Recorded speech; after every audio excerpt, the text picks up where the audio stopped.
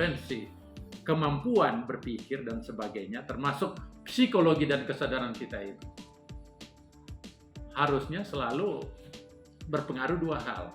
Memang genetik ada. Saya buat Institut Neuro Leadership Indonesia Institute. Pusatnya di Jakarta, tapi dia berpengaruh dengan center-center lain. Kebetulan saya pernah di puskesmas, juga di rumah sakit juga sih. Jadi memang kalau yang tentang, saya sangat suka dengan. Nah, pada saat 30 hari, anggaplah 10 hari pertama, itu berperan untuk detoksifikasi, menghilangkan yaitu proses pengampunan ataupun ya kan. Terus yang berikutnya berkah, terakhir cegah dari masuk api neraka kan. Nah, 10 hari pertama ternyata dalam proses neurogenesis dan neurokompensasi yang saya pelajari, kalau itu dilakukan secara teratur paling tidak 30 hari, maka dia akan membentuk struktur. Dari awalnya dia pemarah, awalnya dia penjengkel, dia awalnya suka cerita jelek orang, suka fitnah dan sebagainya, pokoknya negatif thinking. Tapi selama fase puasa itu 30 hari, dia jalankan secara konsisten dengan baik, itu kan artinya puasa ini adalah lingkungan, intervensi lingkungan kan. Genetiknya sudah ada. Maka output terakhirnya pada saat hari Idul Fitri, dia akan terbentuk struktur baru di otak itu, karena dia mungkin strukturnya itu ke arah positive thinking, ke arah yang lebih baik, ke arah hal yang menjadi penyabar, menerima kenyataan dan sebagainya, sehingga dia lebih sehat. Apa maknanya? Berarti intervensinya adalah puasa sebagai aspek pengaruh lingkungan kita sebut. Genetiknya dia sudah ada tadi, bisa berubah pada 30 hari. Artinya konsep yang kita sebutkan tadi dalam intervensi kecerdasan, intervensi kemampuan berpikir dan sebagainya, termasuk psikologi dan kesadaran kita itu harusnya selalu berpengaruh dua hal. Memang genetik ada, tetapi lingkungannya bisa menurut makanan, minuman dan sebagainya. Oleh karena itu saya sangat percaya bahwa Indonesia ini mempunyai 4 persoalan besar. Pertama, kita masih bermasalah dari segi stunting. Stunting itu dia sejak kecil makanannya tidak cukup, kurang protein, kurang macam, sehingga pada saat lahir kerdil, kurang protein, dan itu bisa menetap strukturnya karena lingkungannya, makanannya kurang cukup, proteinnya kurang cukup, otaknya jadi tentu tidak sama dengan orang yang normal yang cukup proteinnya, karena otak itu sangat sensitif pada 3 hal. Dia sensitif pada oksigen, dia sangat sensitif pada racun, dan dia sangat sensitif sama air dan protein. Bayangin kalau itu naik, jadi dia akan terbentuk struktur yang tidak nyaman. Itu pertama, dan itu masih ada. Saya bicara sama Pak Menteri Kesehatan. Pak Menteri Kesehatan setuju, dan stunting ini masih menjadi masalah kita. Jangan lihat di Jakarta ya. Jakarta aja banyak yang stunting. Kan bisa lihat, biasa ada orang di jalan basikal kurang. Apalagi di sebelah timur, daerah-daerah yang penuh konflik dan sebagainya. Itu masalah kita, dan masalahnya orang yang stunting bukan berarti umurnya singkat. Apa artinya? Ini bisa menjadi beban negara, beban keluarga, beban masyarakat. Nah, kan ini bisa dicegah sebetulnya dengan memberikan suplai makanan. Makanya konsep posyandu, saya pernah waktu jadi kepala puskesmas, saya membina posyandu dan jadi juara nasional di Jakarta, di Menteng ya. Itu saya juara nasional waktu itu. Jadi energinya ketua umum PBHMI tidak jadi, kita arahkan untuk membina puskesmas dan posyandu. Penyaluran. Iya, posyandu ini perlu dihidupkan kembali. Sekarang kan itu kan jangan ganti rezim kok, ganti sistem. Masih ya posyandu. Hari ini tadi kalau Surabaya harinya posyandu. Nah, mantap, itu Ini aktivisnya. konsep sangat Saya bagus PKK aja. untuk mencegah itu tadi. Nah, masalah keduanya apa? Indonesia, apa masalah keduanya selain stunting? Kita juga masih mengalami apa yang disebut dengan ada penyakit infeksi yang sangat spesifik, cacingan. Daerah-daerah tertentu itu masih banyak yang ini, dan itu berpengaruh terhadap otak. Karena apalagi kalau cacing yang menyerap protein-protein tertentu. Iya kan? Jadi itu yang kedua. Yang ketiga, kita punya masalah karena Indonesia mengalami baby boom tahun 70 ke bawah 60, maka mulai generasinya lah Kak Yahya Saini ke atas itu akan berusia 60. Jumlah usia 60 tahun ke atas kita banyak. Kenapa? Karena usia panjang semakin tinggi. Sehingga persoalan geriatrik atau tentang masalah orang tua akan menjadi beban kalau tidak ditangani dengan baik. Oleh karena itu saya bicara sama Kak Yahya Saini, saya bicara dari grup komisi DPR, perlu dipikirkan undang-undang khusus menangani itu karena anak-anak beda dengan orang dewasa, orang tua juga beda. Ini perlu dipikirkan. Nah, itu yang ketiga. Jadi bagaimana kita membahagiakan karena orang tua ini sudah berbuat maksimal untuk karir dan masa untuk bangsa ini, saatnya dia menikmati masa tua ya. Itu perlu dipikirkan bagaimana kehidupannya, bagaimana pada saat dia menyendiri karena anak-anaknya sudah pada tinggalkan dia karena berkeluarga.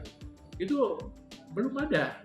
Di negara-negara lain ada undang-undangnya, ada subsidinya, ada pemikirannya, penyalurannya yang kita sebut dengan senior luxury dan sebagainya, kayak istananya para orang-orang tua. Itu semuanya akan jadi orang tua. Kita tidak dipeduli pada saat usia tua kita kan. Nah, kenapa? Nah, yang ketiga adalah apa yang disebut dengan paramediknya. Kita masih sangat kekurangan. Baik dokter spesialis, perawat, kita masih sangat kekurangan dengan rasio penduduk. Apalagi dengan ditambah problem ketiga itu. Nah, 3 faktor ini ditambah dengan hantaman pandemik, dan jangan menganggap pandemik ini akan berakhir. Memang COVID berakhir, tapi boleh jadi akan muncul pandemik baru.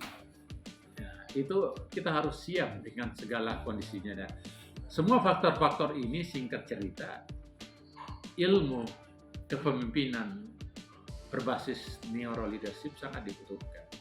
Dan ini sudah menjadi cabang ilmu baru yang resmi. Cabang ilmu baru. Neuro leadership bisa dilihat. Jadi center-center. Makanya saya membumikan juga sejak tahun 2019 saya buat Institut Neuro Leadership Indonesia Institute. Pusatnya di Jakarta, tapi dia berpengaruh dengan center-center lain.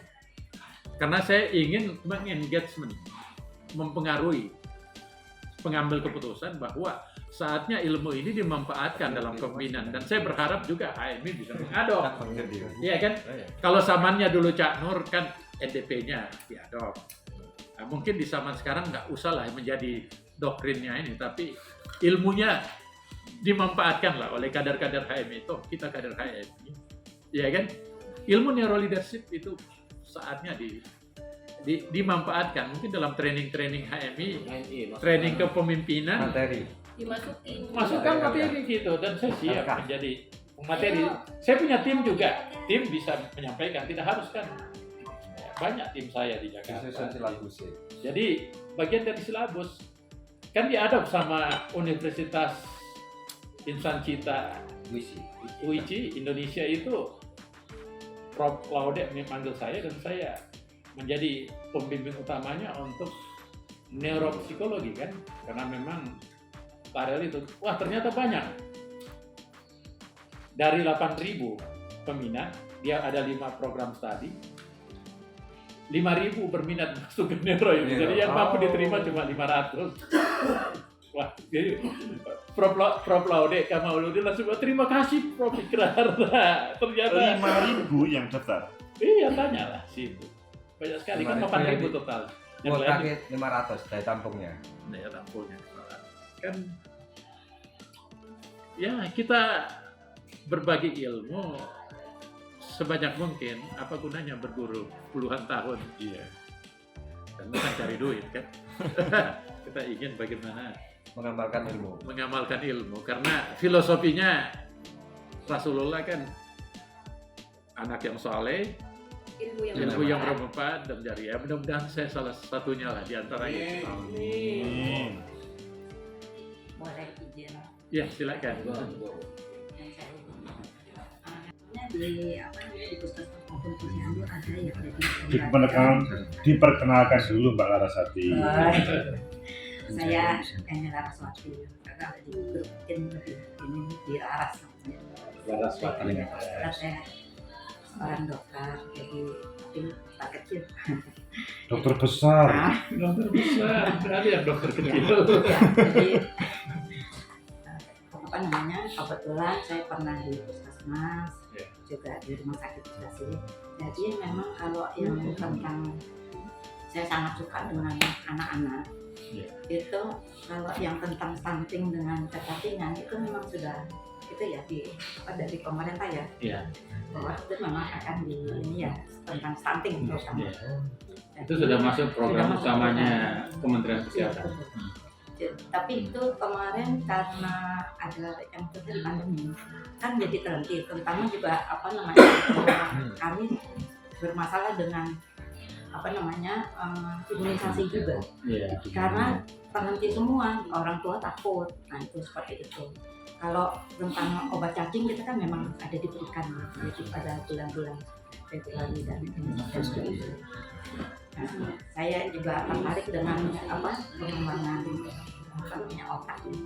Nah itu kan kita kan untuk generasi yang akan datang. Yang ingin saya tanyakan di sini bagaimana efek dari, karena saya pernah baca kata kalau orang tua marah pada anak itu kan akan merusak otaknya. Itu seberapa besar? Ya. Ini pertanyaannya, jawabnya. Kita harus ketahui bahwa aspek yang sangat spesifik itu menyambut anak dengan fisik itu memang menyakitkan. Tapi ada yang lebih menyakitkan dan akan menetap di otak anak itu adalah perkataan.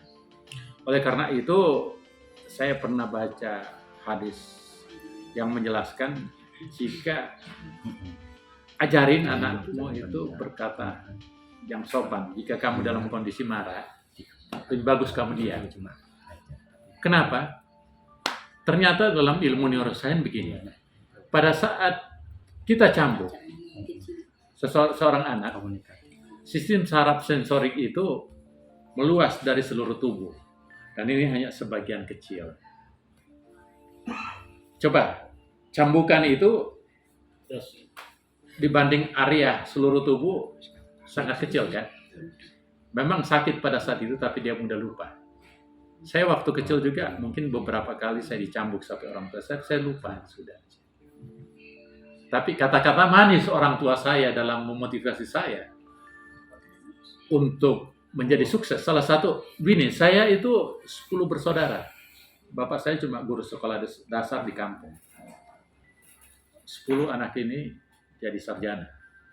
Kita tidak memiliki apa-apa. Yang cewek dengan nomor berapa ini? Tapi apa, saya nomor 5. Nomor Apa yang dia bilang, bapak saya itu, kita akan jual apa saja. Yang penting anak kita ini sekolahnya selesai. Ternyata kami semuanya sekolah, tidak ada satupun yang dijual. Dapat beasiswa semuanya. Berpengaruh dengan satu kata-kata saja. Motivasi, inspirasi kan. Jadi, kenapa? Karena sensitivitas pendengaran itu cuma ada 2, Pak. Ibu ya, ini dari pendengaran dan masuk ke dalam subtalamis sehingga memorinya sangat terasa panjang. Karena kan yang masuk ke telinga terekam dalam memori, apalagi ucapan mulut kita yang kasar itu ditangkap oleh mata, semakin mudah terrefleksi sebagai memori. Dan itu kalau menyakitkan, itu akan jangka panjang. Dan bagus kalau dia bermotivasi, tapi kalau dia sebaliknya membuat anak itu frustrasi, sakit hati, down, sangat berbahaya. Jadi dalam konteks neuroscience kita itu juga neuropsikologi itu hubungannya itu proses mendidik atau neuroparentingnya itu penting sekali.